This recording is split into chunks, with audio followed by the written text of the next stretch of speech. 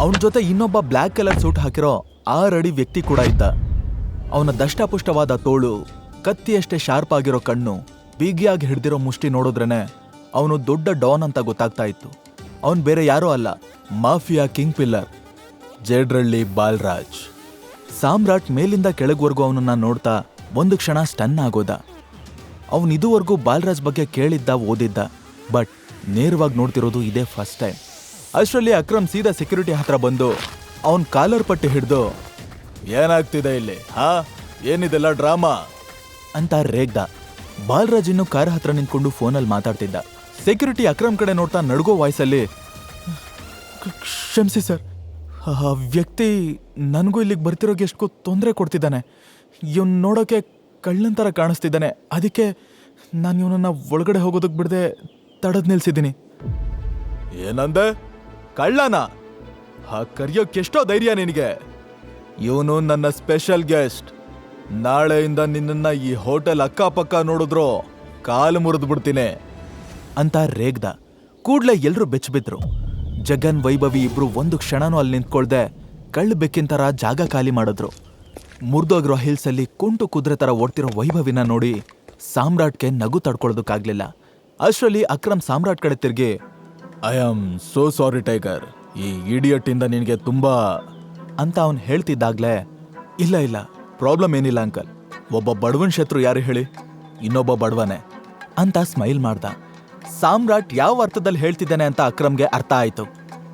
ಸಾಮ್ರಾಟ್, ನೀನೀಗ ಬಡವ ಅಲ್ಲ, ಬಿಲೇನಿಯರ್, ಕಮಾನ್ ಅಂತ ಬೆನ್ತಟ್ಟಿ ಒಳಗಡೆ ಕರ್ಕೊಂಡು ಹೊರಟ. ಬಾಲರಾಜ್ ಫೋನಲ್ಲೇ ಮಾತಾಡ್ತಾ ಅವ್ರ ಹಿಂದೆ ಬರ್ತಿದ್ದ. ಸ್ವಲ್ಪ ಸಮಯದ ನಂತರ ಅವರು ಒಂದು ಲಕ್ಸುರಿಯಸ್ ಆಗಿರೋ ರೂಮಿಗೆ ಬಂದ್ರು. ಸರ್ವೆಂಟ್ಸ್ ಎಲ್ರು ಅಕ್ರಮ್ ಜೊತೆ ಬಾಲರಾಜ್ನ ನೋಡಿ ಗಡಗಡ ಅಂತ ನಡುಗ್ತಿದ್ರು. ಅದ್ರಲ್ಲಿ ಒಬ್ನು ಧೈರ್ಯ ಮಾಡಿ ಮುಂದೆ ಬಂದು ನಿಂತ್ಕೊಂಡ. ಅಕ್ರಮ್ ಅವನನ್ನ ನೋಡ್ತಾ, ಇವತ್ತು ನಮ್ ಜೊತೆ ಇರೋರು ತುಂಬಾ special guest, so costly drinks ಯಾವ್ದ್ಯಾವ್ದಿದೆ ಅಂದ. ಬಾಸ್, 5 ಲಕ್ಷದ ಟೆಕಿಲಾ ಇದೆ, 8 ಲಕ್ಷದ ವೋಡ್ಕಾ, 10 ಲಕ್ಷದ ವಿಸ್ಕಿ, 15 ಲಕ್ಷದ ಜಿನ್ ಇದೆ ಬಾಸ್. ಅಕ್ರಮ್ ಏನೋ ಯೋಚಿಸಿ, ಆ ಎಲ್ಲಾ ಡ್ರಿಂಕ್ಸ್ನೂ ತಗೊಂಡ್ ಬಾ ಅಂದ. ಅದನ್ ಕೇಳಿ ಸಾಮ್ರಾಟ್ಗೆ ಸಿಡ್ಲು ಬಡ್ದಂಗಾಯ್ತು. ಆ ಎಲ್ಲಾ ಡ್ರಿಂಕ್ಸ್ದು ಟೋಟಲ್ ಪ್ರೈಸ್ ಎಷ್ಟು ಲಕ್ಷ ಆಗುತ್ತೆ ಅಂತ ಬೆರಳಲ್ಲಿ ಎಣಿಸ್ತಾ ಇದ್ದ. ಅಷ್ಟರಲ್ಲಿ ಬಾಲರಾಜ್ ಅಕ್ರಮ್ಗೆ, ಏನಿವತ್ತು ಎಷ್ಟೊಂದು ಸ್ಪೆಷಲ್ ಆಗಿ ಡ್ರಿಂಕ್ಸ್ ಆರ್ಡರ್ ಮಾಡ್ತಿದ್ಯಾ, ಅಂತ ಖುಷಿ ವಿಷಯ ಏನಿದ್ಯಪ್ಪ ಅಂತ ಕೇಳ್ದ. ಇವತ್ತು ನನ್ನ ಲೈಫಲ್ಲೇ ತುಂಬಾ ಸ್ಪೆಷಲ್ ದಿನ. ನನ್ನ ಒಬ್ಬನಿಗೆ ಅಲ್ಲ, ನಮ್ ಎಲ್ರಿಗೂ ಸ್ಪೆಷಲ್ಲೇ, ಅದಕ್ಕೆ ಆರ್ಡರ್ ಮಾಡ್ದೆ. ಅದ್ ಸರಿ, ಈ ಹುಡುಗ ಯಾರು? ಅಕ್ರಮ್ ಸಾಮ್ರಾಟ್ ಕಡೆ ಹೆಮ್ಮೆಯಿಂದ ನೋಡ್ತಾ, ಬಾಲಾ, ಇವನ್ ಯಾರು ಅಂತ ನಿಜವಾಗ್ಲೂ ಗೊತ್ತಾಗ್ಲಿಲ್ವಾ? ಅವನ್ ಕಣ್ಣಲ್ಲಿ ಕಣ್ಣಿಟ್ ನೋಡು, ಆಗ್ಲಾದ್ರೂ ಗೊತ್ತಾಗ್ಬಹುದು. ನಮ್ ಮರಿ ಟೈಗರ್ ಕಣ ಇವನು, ನಮ್ಮ ಸಂಜಯ್ ಮಗ ಅಂದ. ಬಾಲರಾಜ್ ಸುನಾಮಿ ಅಪ್ಪಳಿಸಿದ ತರ ಶಾಕ್ ಆಗಿ ಸಾಮ್ರಾಟ್ ಕಡೆನೆ ನೋಡ್ದ. ಅವನ್ ಏನೋ ಹೇಳೋಕೆ ಬಾಯ್ ತೆರ್ದ. ಅಷ್ಟರಲ್ಲಿ ಸರ್ವೆಂಟ್ಸ್ ಬಂದು ಡ್ರಿಂಕ್ಸ್ ಇಟ್ರು. ಬಾಲರಾಜ್ ಡ್ರಿಂಕ್ಸ್ ಕೈಗೆತ್ಕೊಂಡು, ಅಂದ್ರೆ ನಿನ್ ಪ್ರಕಾರ ಇವನು ನಮ್ ಟೈಗರ್ ಮಗನ ಅಂತ ಡೌಟಲ್ಲೇ ಕೇಳ್ದ. ಹೌದು, ನಿನ್ಗೇನ್ ಡೌಟಾ? ನಮ್ ಟೀಮಲ್ಲಿ ಇನ್ನೂ ಯಾರಿಗೂ ಈ ವಿಷಯ ಗೊತ್ತಿಲ್ಲ. ಸದ್ಯಕ್ಕೆ ತುಂಬಾ ಇಂಪಾರ್ಟೆಂಟ್ ವ್ಯಕ್ತಿಗಳಿಗೆ ಮಾತ್ರ ಮೀಟ್ ಮಾಡಿಸ್ತಿದ್ದೀನಿ. ಬಾಲರಾಜ್ ನಗ್ತಾ, ಯಾಕೆ ನೀನ್ ಈ ಟೈಗರ್ಗೆ ಬಾಯ್ ಇಲ್ವಾ? ಏನ್ ಕೇಳಿದ್ರು ನೀನೇ ಆನ್ಸರ್ ಮಾಡ್ತಿದ್ಯಾ ಅಂದ.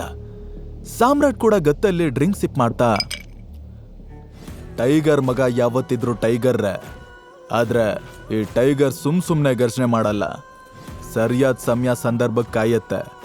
ಆ ಟೈಮ್ ಬಂದಾಯ್ತು. ಇನ್ಮೇಲೆ ಮಾಫಿಯಾ ಸಾಮ್ರಾಜ್ಯಕ್ಕೆ ನಾನೇ ಕಿಂಗು.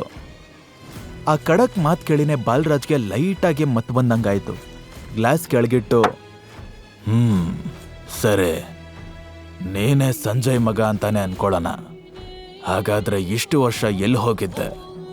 ಈಗ ಸಡನ್ ಆಗಿ ಬಂದು ನಾನೇ ಟೈಗರ್, ನಾನೇ ಮಾಫಿಯಾ ಡಾನ್ ಅಂತ ನಮ್ಮೇಲೆ ಸವಾರಿ ಮಾಡೋದಕ್ಕೆ ನೋಡ್ತಿದ್ಯಾ? ಲೋಕ್, ನೀನು ಹೇಳಿದ್ನೆಲ್ಲ ಕಣ್ಮುಚ್ಕೊಂಡು ನಂಬ್ತೀವಿ ಅಂತ ಅನ್ಕೊಂಡ್ಯಾ?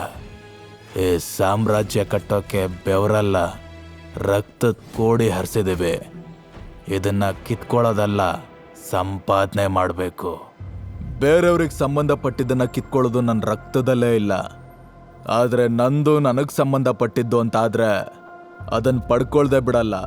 18 ವರ್ಷದಿಂದ ಈ ಅವಕಾಶಕ್ಕೋಸ್ಕರನೇ ಕಾಯ್ತಾ ಇದ್ದೀನಿ. ಹೊಟ್ಟೆಗೆ ಊಟ ಇಲ್ಲದೆ ನಾಯಿ ಥರ ಬೀದಿ ಬೀದಿ ಅಲಿತಾ ಇದ್ದಾಗ್ಲೂ ನಾನು ನಮ್ಮ ಡ್ಯಾಡ್ ಹೇಗೆ ಸತ್ರು ಅನ್ನೋದನ್ನ ಮರ್ತಿರ್ಲಿಲ್ಲ.